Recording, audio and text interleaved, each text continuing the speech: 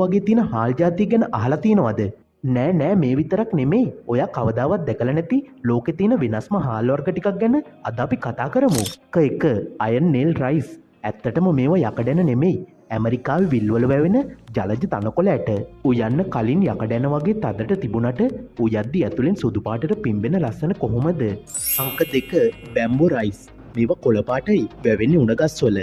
උණගස්වල ආයුකාලයේ අවසානයේ පිපෙන මල්වලින් ලැබෙන මේ හාල් උණගසේ යුෂ උරාගෙන හැදෙන නිසා මාරම ඖෂධීය ගුණයක් තියෙනවා.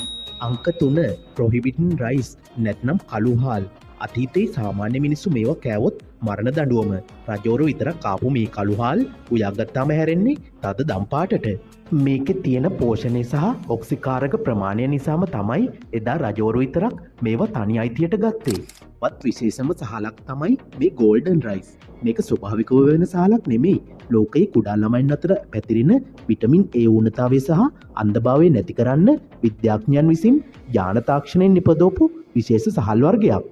ඩැෆොඩීන් මල්වල තියෙන බීටා කැරටීන් සංඝටකය මේ හාල් ඇටයට එකතු කරපු නිසා මේ හාල් තද රන්වන් පාටින් බැබලෙනවා. මේ එකක් හරි ඔයා මීට කලින් කාලා තියෙනවද? නැත්නම් මේ වයින් ඔයාට එකපාරක් හරි රස බලන්න ලැබුණොත් මුලින්ම try කරන්නේ මොකද්ද? පහලින් කමෙන්ට් එකක් දාන්න.